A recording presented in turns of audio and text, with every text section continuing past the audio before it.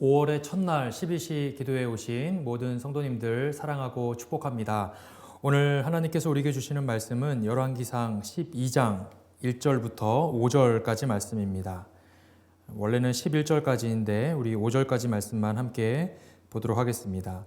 르호보암이 세겜으로 갔으니 이는 온 이스라엘이 그를 왕으로 삼고자 하여 세겜에 이르렀음이더라. 느밧의 아들 여로보암이 전에 솔로몬 왕의 얼굴을 피하여 애굽으로 도망하여 있었더니 이제 그 소문을 듣고 여전히 애굽에 있는 중에 무리가 사람을 보내 그를 불렀더라. 여로보암과 이스라엘의 온 회중이 와서 르호보암에게 말하여 이르되 왕의 아버지가 우리의 멍에를 무겁게 하였으나 왕은 이제 왕의 아버지가 우리에게 시킨 고역과 매운 무거운 멍에를 가볍게 하소서. 그리하시면 우리가 왕을 섬기겠나이다. 르호보암이 대답하되 갔다가 3일 후에 다시 내게로 오라 하매 백성이 가니라. 아멘. 열왕기상은 총 22장까지 적혀져 있습니다. 그래서 이 열왕기상을 크게 두 개로 나누어 볼 수 있는데 어쩌면 그렇게 정확하게 1장부터 11장까지가 전반부, 또 12장부터 마지막 22장까지가 후반부로 나누어지게 됩니다. 1장부터 11장까지의 이 전반부 내용은 통일왕국 시대의 황금기를 이루었던 솔로몬의 그런 통치 모습들, 그리고 마지막 11장에는 솔로몬의 죽음에까지 내용들이 기록이 되어 있고, 오늘부터 우리가 보게 되는 이 열왕기상 12장부터 22장까지의 후반부의 내용은 솔로몬의 아들이자 솔로몬 다음에 왕으로 위임되게 된 르호보암의 이야기가 나오는데, 이 르호보암은 강압적으로 국정을 운영하죠. 그리고 그에 대항해서 여로보암을 중심으로 이 북쪽 지파들의 반란을 일으키게 되는 이야기들이 이 열왕기상 후반부에 기록이 됩니다. 그리고 결국 그것으로 인해서 남유다와 북이스라엘로 나뉘어지게 되는 그런 상황들이 전개가 되죠. 오늘 우리가 읽은 이 12장부터 열왕기상 후반부가 시작이 됩니다.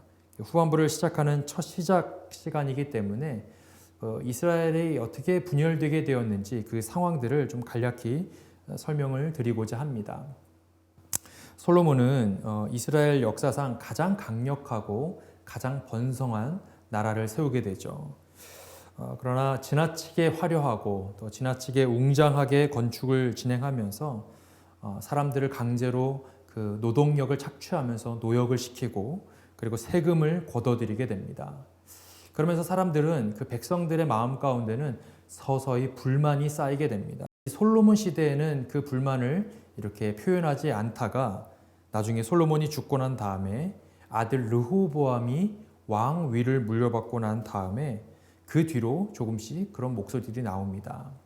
두 개의 목소리가 나오죠. 첫째는 이게 너무 힘들다. 우리의 노역을 조금 좀 잠잠하게 해달라. 조금 덜하게 해달라. 덜 힘들게 해달라는 이야기들이 나오고, 또 한편으로는 아니다. 더 이들을 몰아붙여야 한다. 더 힘들게 해야 한다라고 하는 두 가지 조언의 음성을 듣게 되죠. 그 르호보암은 거기서 어떤 조언을 받아들이게 되는지에 대한 내용이 오늘 우리가 보게 되는 이 열왕기상 12장의 내용입니다. 여기에서 르호보암은 이 후자의 이야기, 즉 젊은 사람들이 조언했던 더 백성들을 강하게 몰아붙여야 한다라고 하는 목소리를 따르면서 결국 이스라엘은 둘로 쪼개지게 됩니다. 왜 두 개로 쪼개지면서 남유다, 북이스라엘로 나뉘어졌냐면, 이 북쪽 지역의 10개의 지파들이 남쪽에 비해서 상대적으로 더 힘든 노동을 하고 있는 상황이었습니다. 그러니까 더 힘든 상황들을 맞이하고 있었던 북쪽의 10개 지파들은 이 여로보암을 자신들의 리더로 세우면서 르호보암에게 대적을 하는 거예요. 그러면서 결국에 남유다와 북이스라엘로 갈라지게 되는 이 분열 왕국의 시대를 맞이하게 된 것이죠. 사실 오늘부터 우리가 볼 이 12장부터 핵심적인 인물로 등장하는 이 르호보암은 41세의 왕이 됩니다. 그리고 약 17년 동안 남유다를 다스립니다. 그런데 그 기간 동안 온갖 우상 숭배와 가증한 일들을 그 땅에 뿌리 내리게 한 장본인이 바로 이 르호보암이에요.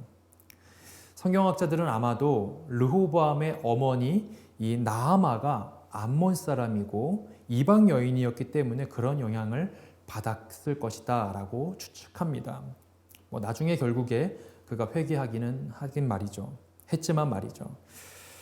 그렇게 이스라엘의 정통성을 지니고 있는 이 남유다를 영적으로 피폐하게 만들었던 인물이 바로 르호보암이에요.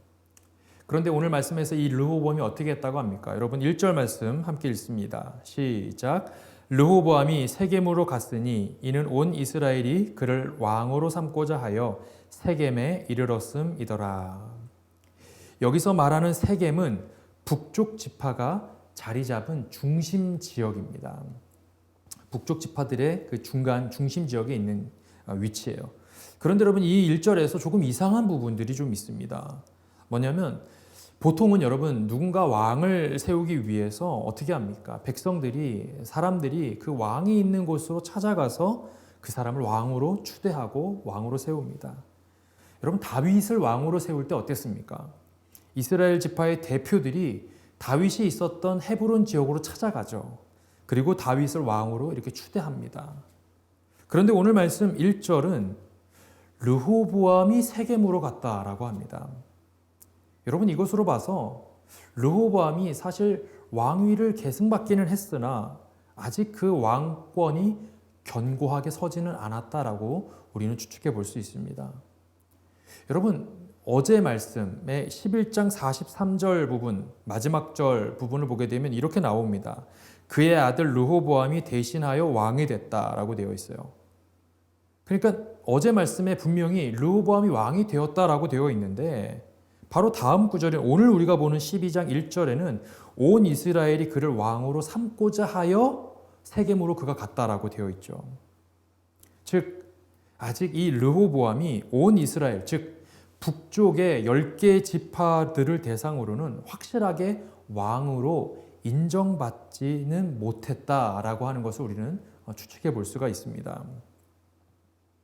이런 불안한 상황 속에서 새로운 인물이 등장을 하죠. 여러분 2절 말씀 봅니다. 시작. 느밧의 아들 여로보암이 전에 솔로몬 왕의 얼굴을 피하여 애굽으로 도망하여 있었더니 이제 그 소문을 듣고 여전히 애굽에 있는 중에. 여러분 여기 여로보암이 나와요. 같은 암으로 끝난다고 해서 여로보암과 르호보암 이 둘을 헷갈리면 안 됩니다. 이 둘은 너무나도 다른 길을 걸어가기 때문이죠. 여로보암은 유다 지파의 경쟁 관계에 있었던 이 에브라임 지파 사람이었습니다. 그러나 그는 솔로몬에게 능력을 인정받았어요. 그래서 요셉 족속을 감독하는 노동 감독관으로 세워져요.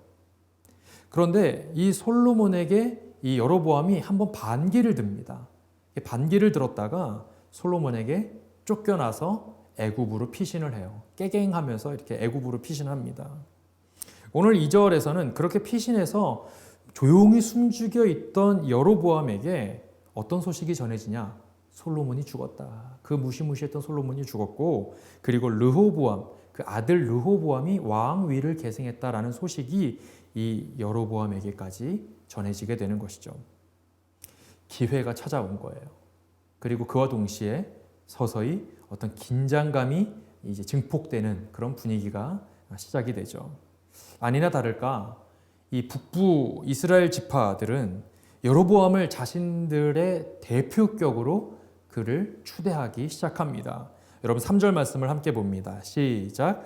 무리가 사람을 보내 그를 불렀더라. 여로보암과 이스라엘의 온 회중이 와서 르호보암에게 말하여 이르되. 여러분 뭐라고 되어 있어요? 여로보암과 온 이스라엘의 회중이라고 이야기합니다. 여로보암의 이름을 온 이스라엘 회중 앞에 두고 있어요. 아마도 이때부터 이미 여로보암은 북이스라엘을 대표하는 위치에 서 있다라고 하는 것을 암시하는 대목이기도 하죠. 그리고 르호보암에게 여로보암과 북이스라엘 대표들이 르호보암을 대상으로 뭐라고 얘기합니까? 4절 말씀을 함께 봅니다. 시작. 왕의 아버지가 우리의 멍에를 무겁게 하였으나 왕은 이제 왕의 아버지가 우리에게 시킨 고역과 매운 무거운 멍에를 가볍게 하소서. 그리하시면 우리가 왕을 섬기겠나이다. 르호보암을 향해서 왕의 아버지, 즉 솔로몬이 지금까지 여러 건축을 진행하면서 우리가 너무 힘들었습니다. 이제는 그 힘든 짐을 좀 덜어주십시오. 그 노역을 조금 덜하게 해주십시오. 그러면 우리가 왕을 섬기겠습니다. 조건부를 얘기를 하고 있어요. 그들이 르호보암을 왕으로 인정하는 조건이 무엇인지를 명확하게 이야기하고 있죠. 덜 힘들게 해달라는 것입니다.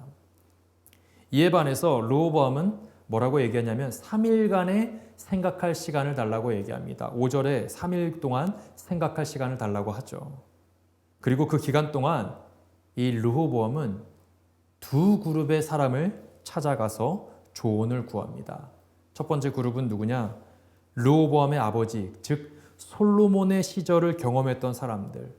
어떤 사람들일까요? 나이가 많은 사람들이겠죠. 노인들을 찾아가서 조언을 구합니다. 여로보암을 중심으로 한 이 북쪽 지파 사람들이 저를 찾아왔습니다. 그리고 자신들의 노역을 좀 가볍게 해달라고 하는데 제가 어떻게 하면 좋겠습니까? 노인들에게 묻죠. 그러자 노인들이 뭐라고 대답할까요? 여러분 7절 말씀 함께 읽습니다. 시작. 대답하여 이르되 왕이 만일 오늘 이 백성을 섬기는 자가 되어 그들을 섬기고 좋은 말로 대답하여 이르시면 그들이 영원히 왕의 종이 되리이다. 저는 이 구절을 보면서 한동안 이 구절에서 시선을 떼지 못했습니다. 왕이 백성을 섬기는 자가 되라고 이야기하고 있어요. 그리고 그들을 섬기고 좋은 말로 대답해 주라. 여러분 지금 이 르호보암이 묻고 있는 질문은 무엇입니까? 내가 어떻게 해야 이 사람들이 나를 잘 섬기겠습니까? 내가 어떻게 해야 이 사람들이 나를 왕으로 인정하겠습니까? 를 묻고 있는데 노인들의 대답은 뭐예요? 도리어 그들을 섬겨주십시오. 왕이시여 도리어 그들을 섬기는 왕이 되십시오. 그리고 실제로 그들을 잘 섬길 뿐만 아니라 좋은 말로, 따뜻한 말로 그들에게 대답해 주라는 거예요. 여러분 정말 이것이 맞는 말 아닙니까? 섬기는 사람이 도리어 섬김을 받게 됩니다. 다른 사람을 존중해 주는 사람이 그 존중과 존경을 도리어 받게 된다는 거예요. 르호보암은 이 지혜로운 조언을 받아들였어야 하는데 아쉽게도 그것을 취하지 않죠.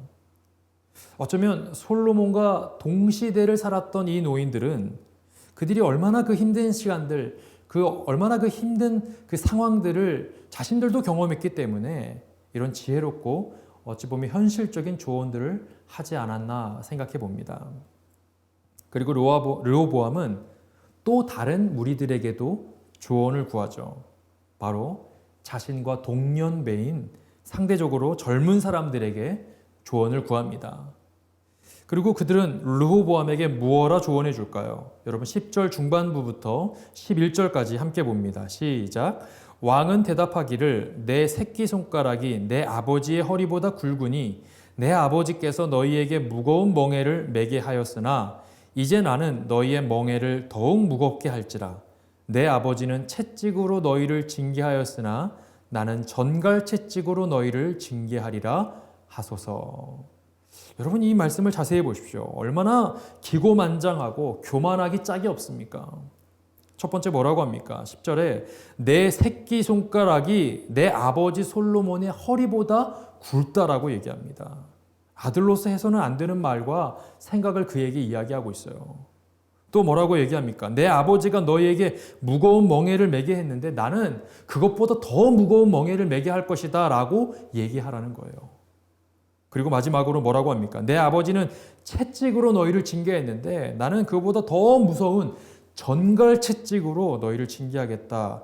도리어 강력하게 그들에게 경고하라고 조언하고 있는 거예요. 그리고 결국 르호보암은 누구의 조언을 따를까요? 도리어 백성들을 잘 섬겨주십시오 라고 조언했던 노인들의 조언들은 저버리고 더 강력하게 백성들을 몰아붙이십시오 라고 얘기했던 이 소년들, 젊은이들의 조언을 따르게 되더라는 거예요. 그리고 이 선택은 결국 후에 남유다와 북이스라엘로 갈라지는 분열 왕국의 신호탄이 되더라는 것이죠. 여러분, 이 열왕기상의 말씀은 많은 성도님들이 조금 난해하게 생각하는 부분이라 오늘은 그 내용을 좀 설명하는 위주로 이 말씀을 준비했습니다. 그러나 이 말씀들 가운데 우리에게 주시는 한 가지 교훈을 함께 좀 생각해 보고자 합니다. 바로 그것은 영적 분별력입니다. 르호보암은 자기가 듣고 싶은 말에만 귀를 기울였던 사람이에요. 노인들이 그에게 뭐라고 얘기했습니까? 도리어 백성을 좀 섬겨주는 왕이 되십시오. 군림하려고 하지 말고 그들을 좀 섬겨주십시오. 별로 듣고 싶은 말이 아니었던 거예요. 그에 반해 젊은이들은 뭐라고 이야기합니까? 내 새끼손가락이 아버지의 허리보다 굵다라고 이야기하십시오. 여러분, 여기서 말하는 새끼손가락은 인간에게 가장 연약한 부위를 상징적으로 얘기합니다. 그리고 허리는 뭐예요? 우리의 몸에서 가장 중심이 되고 가장 이렇게 힘있게 받쳐주는 부위로 상징이 되죠. 물론 모든 사람들이 다 그런 것은 아니지만 말이죠. 그러니까 여러분, 이들의 말은 지금 뭘 얘기하고 있는 거예요? 르호보암의 가장 약한, 이 새끼손가락과 같이 가장 약함이 아버지 솔로몬의 가장 강함보다 더 위대하다라고 얘기하라는 거예요. 여러분, 전형적인 아첨하는 소리 아닙니까? 아부하는 소리죠. 여러분, 잘 생각해 보십시오. 실제로 여로보암이 그렇게 솔로몬에 비해서 더 위대한 왕이었습니까? 여러분, 여로보암의 상황을 보십시오. 여로보암이 어땠습니까? 솔로몬에게는 깨갱하면서 저기 애굽으로 피신해서 쫓겨났던 이 여로보암이 르호보암이 왕이 됐다라고 하자 전면에 나서서 그와 이렇게 대등하게 맞서고 있잖아요. 그러니까 르호보암은 그래도 좀 상대적으로 해볼 만한 상대였던 거예요. 그리고 르호보암은 자신이 왕이 되었음에도 불구하고 북쪽 지파들에게는 인정을 못 받아서 어떻게 합니까? 세겜 땅까지 이렇게 오고 갔던 그런 상황들을 우리가 보지 않았습니까? 여러분, 이 르호보암은 아버지 솔로몬의 비교조차 할 수 없는 부족함이 많았던 왕이었어요. 아마 자신도 그것을 모르지는 않았을 거예요. 그런데 그럼에도 불구하고 그는 주변에서 아첨하고 아부하는 사람들의 이야기에 더 귀를 기울이고 듣기 좋은 소리에 더 귀를 기울이게 되더라는 거예요. 그리고 그대로 따라가더라는 것이죠. 또 여러분 9절 말씀을 한번 보십시오. 함께 읽습니다. 시작. 이르되 너희는 어떻게 자문하여 이 백성에게 대답하게 하겠느냐? 이 백성이 내게 말하기를 왕의 아버지가 우리에게 매운 멍에를 가볍게 하라 하였느니라. 여러분, 이게 어떤 말씀이냐면 지금 젊은이들에게 조언을 구하면서 방금 전에 이 노인들이 나에게 뭐라고 조언했냐고 하면 이렇게 쭉 설명을 해주는 거예요. 그들의 멍에를 좀 가볍게 해주라고, 그들은 좀 덜 힘들게 해주라고 노인들은 나한테 얘기하더라. 그런데 너희들은 나한테 뭐라고 조언해 줄래? 라고 묻고 있는 거예요. 마치 자신이 지금 듣고 싶은 답이 무엇인지 힌트를 주고 있는 것처럼 쟤네들은 나한테 이렇게, 노인들은 나한테 이렇게 이야기를 했는데 너희들은 나한테 뭐라고 얘기해 줄래? 마치 답을 유도하고 있는 것처럼 여러분 느껴지지 않습니까? 르호보암은 어차피 자기가 하고 싶은 방향이 있었던 거예요. 그래서 자연스럽게 듣고 싶은 말에만 귀를 기울였던 것이죠. 내가 하고 싶은 방향이 이미 정해져 있으니 다른 사람들의 다른 말들이 귀에 들어올 리가 없었던 거예요. 그는 지금 무엇이 옳고 무엇이 그른지, 무엇이 하나님의 뜻인지, 무엇이 하나님을 기쁘시게 하는 것인지 전혀 관심이 없어요. 저는 여러분 이 르호보암의 모습을 보면서 우리가 내 생각과 내 고집이, 내 판단이 너무도 분명하게 세워진 사람이 얼마나 무서울 수 있는지 생각해 보게 되었습니다. 그와 동시에 우리가 영적인 분별력을 갖고 진짜 하나님이 원하시는 게 뭘까를 궁금해하면서 그것을 두드려 보는 것이 얼마나 중요한 것인지도 동시에 생각해 보게 되었습니다. 여러분, 내가 원하는 방법, 내가 가고자 하는 길이 아니라 정말 그거 다 내려놓고 하나님이 원하시는 게 뭘까?